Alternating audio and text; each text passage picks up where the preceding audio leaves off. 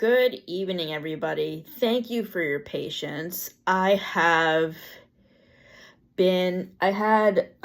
emergency surgery on Wednesday, and I have been recovering from that ever since. I'm doing better now. I don't really want to go into details about what exactly I had surgery on because that is not information you all need to know because it's private and also is kind of gross. So I will save you guys from the gory details. So today I am here to update you on my Thematic TBR on new releases. I fell behind on new releases starting back from earlier this spring, and I'm slowly catching up on them. So the first book I wanted to talk about today is Hera by Jennifer Saint. I have read her other books, Atalanta and Electra, and she does a wonderful job of reimagining the Greek gods and goddesses. So this is a modernized retelling of the mother of Hercules. So basically, the Zeus you see in the movie of Hercules that Disney made, he was very, his character was kind of made more likable for child audiences. He definitely was not the way the movie portrayed him as. He was more of similar to the Greek version of Joey from Friends. He was kind of a womanizer and a person who slept around. And Hercules is actually not really Hera's son. He is the son of one of the women that Zeus slept with. So that's gone into a little bit of detail in here. And I really love Jennifer Saint's writing. This book was really hard for me to put down. As with most books I read, this book all of the books that are in this stack took me 2 or 3 days to read. The next book I wanted to talk about is Joy by Danielle Steel. Danielle Steel is a romance author I got into in 2022 thanks to my coworker from the Plus company, Fran, who would leave me books to read at the front desk when things got slow on the phones. I got introduced to Danielle Steel through her, Nicholas Sparks, and Elin Hildenbrand. Well, actually, I got introduced to Nicholas Sparks way before Fran introduced me to her because I read The Walk to Remember and The Notebook in high school. But anyway, so I will read you guys what this book is about. When she is only 6 years old, Allegra Dixon's party-loving mother leaves without so much as a goodbye. Her father, an emotionally distant military officer, is also unable or unwilling to care for her. Sent to live like a ghost in her grandparents' joyless home, Allegra finds her only solace through an escape into books. Attending boarding school, life finally takes a turn when she meets a dashing young West Point cadet named Shep Williams. Soon, their friendship blossoms into something more, and they fall deeply in love. After college, Allegra has established herself as a book editor, and Shep is rising through the ranks of the military. But then Shep suddenly receives a posting to Afghanistan, and they decide to marry before he goes. Between his deployments, they cling to their brief and fraught stolen moments together. Each time he leaves, Shep promises the separation will come soon to an end. But soon Allegra realizes what the horrors of war began to change her husband into a man she no longer recognizes. The trauma he has experienced proves to be too harrowing, and Allegra will find herself feeling utterly alone again, just when she thought she'd finally found happiness. In her new novel, Danielle Steel tells the unforgettable story of a woman who refuses to give up until she finds the joy that she deserves. I really loved the development and the ups and downs of the relationship between Shep and Allegra. And I really felt bad for Allegra because she went through so many trials and tribulations to find happiness in her life after pretty much being abandoned by her parents. Danielle Steel's writing is very beautiful and very engaging. And the reason why I can relate to Allegra is because obviously she loves reading. The next book that I'm in the middle of reading right now is Swan Song by Elin Hildenbrand. This came out on June 11th and is the final book in a Nantucket series of novels. So, Elin Hildenbrand lives up in Nantucket, so I don't know if these characters were based on real people or not, like people that she knows who actually live on Nantucket, but I just love the scenery of all her books because I've never been to Nantucket, and reading all of these books really makes me want to go. So basically, this book is doing a really good job of tying together the past 3 books in the series, which were called The Perfect Couple was the 3rd book. I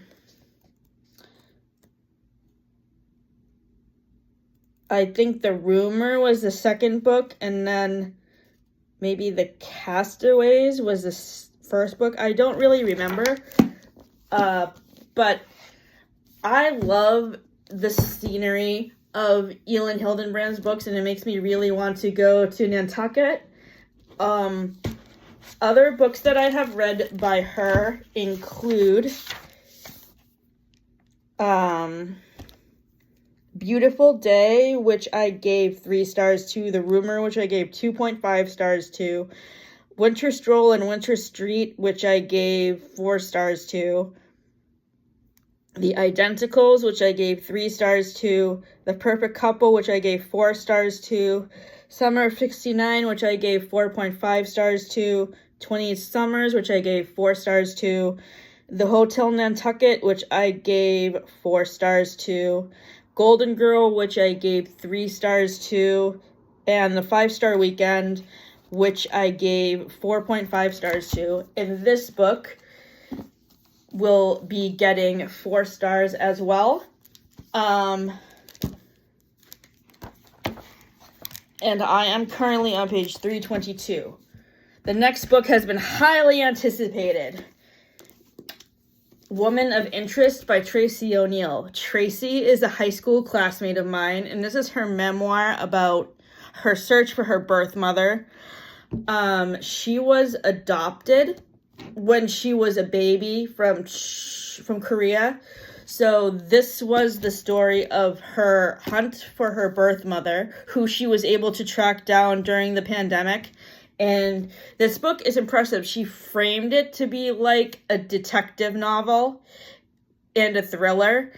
And I really just loved the twists and turns in this. And her writing was just so engaging. And I couldn't put this down. I didn't want to put it down, even though I was reading 4 other books at the same time. I didn't want to have to put this one down because I got so immersed in everything and so caught up in a mystery that was being solved. So Tracy, I don't know if you're watching this video, but congratulations on your memoir. It's great.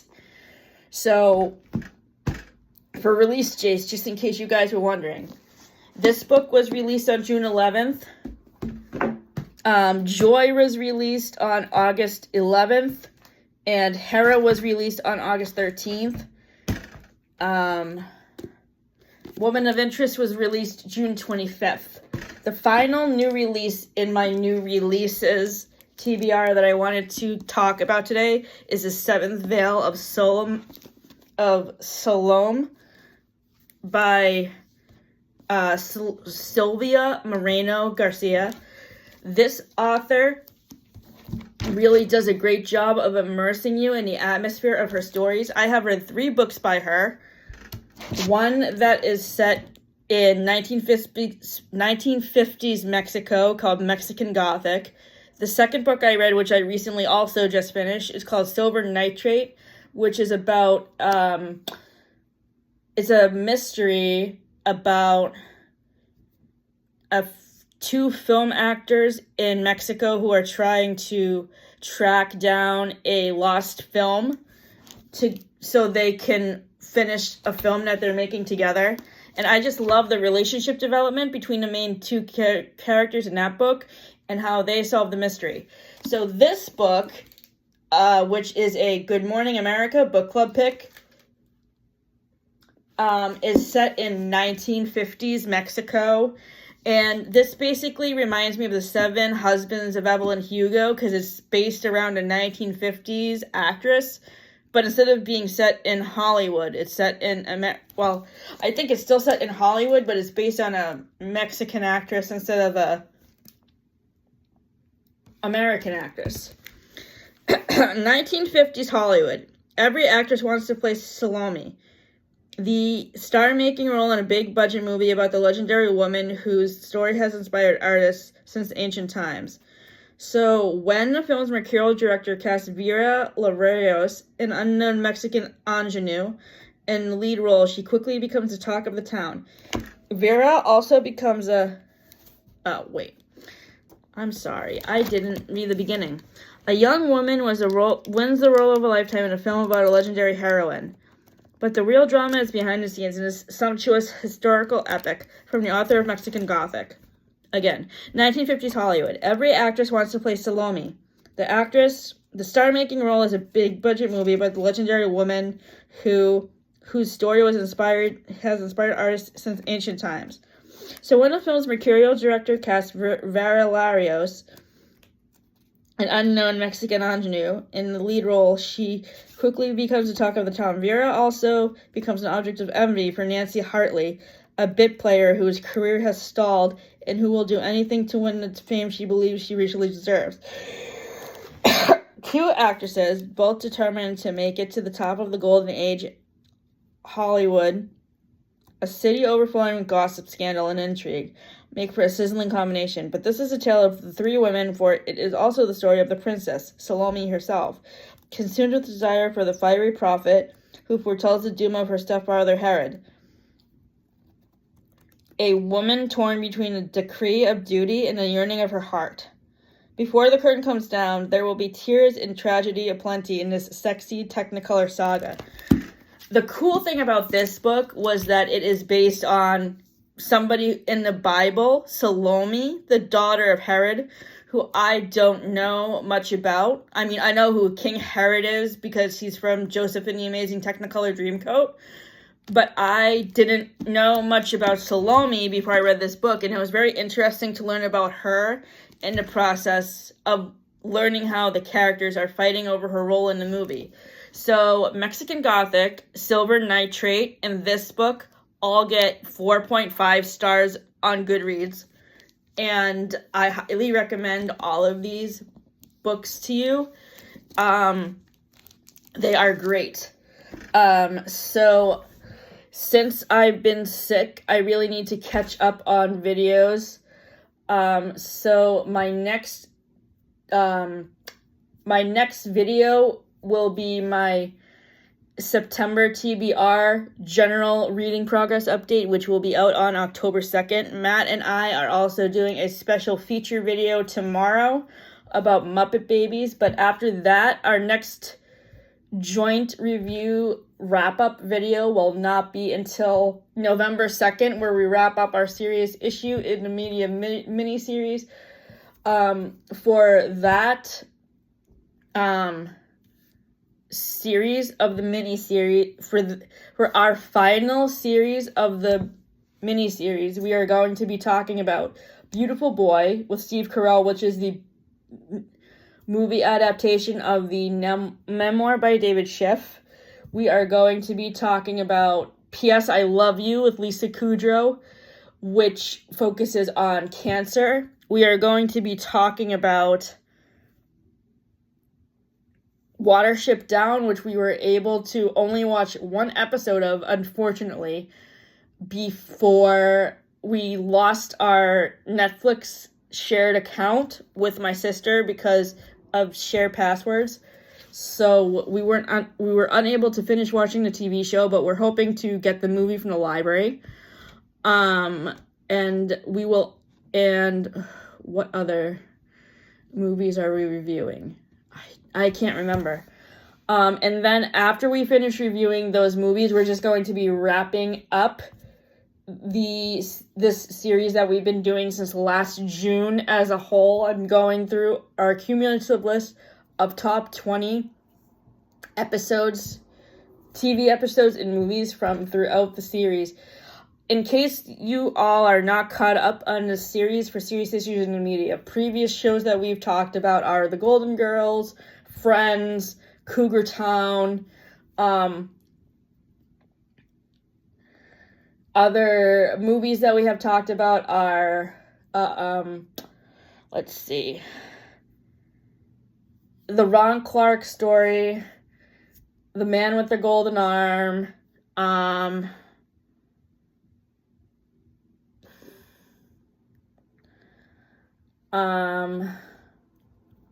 oh boy, what else did we review for this?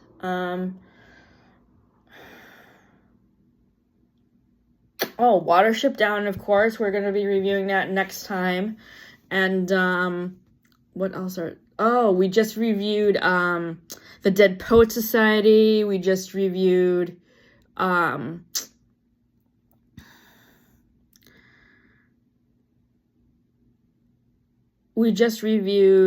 book I'm going to be reviewing Fairy Tale by Stephen King when we talk about substance use disorder again in our wrap-up video. And then for other movies, we're going to be reviewing movies that are with fall Halloween vibes, horror thriller movies. I will be linking last year's video review of thriller horror movies, because we're going to be watching some of those same movies again. So those movies will not be reviewed. The movies that we will be reviewing that we have not reviewed before are the new Beetlejuice 2 movie,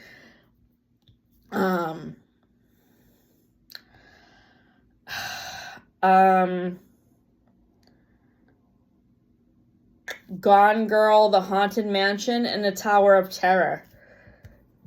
And we were going to review Wednesday, the TV show that's on Netflix, but as I already mentioned, we don't have Netflix anymore, so that hopefully we'll ask for that for Christmas and get it as a Christmas gift, since we can't watch it on Netflix anymore. And then I think, we are also going to be I'm also going to be talking about some more new releases that I liked from October and November. In our entertainment wrap-up video for November and December. For November. So, I'm sorry, I started talking about our November wrap-up video and mixed it in with talking about the Serious Issues in the Media. So the Serious Issues in the Media wrap-up video is going to be separate from the general entertainment wrap-up because of how long the video will be. So we decided to split it up into two videos. So as I just said, Serious Issues in the Media wrap-up will be out November 2nd, and the general entertainment wrap-up for the fall of 2022 will be out on November 27th, so after Thanksgiving. The video that just so you all are aware, the video that's coming out on November 27th will need to be pre-recorded because of holiday travel, because we don't know what exactly we're going to do for Thanksgiving yet, and if we're going to be traveling out of state, like to go somewhere or whatever. So it will be easier for us to pre-record that video, even if we don't have everything watched yet, but by then everything should pretty much be ready to be reviewed anyway. So thanks for tuning in and have a great night.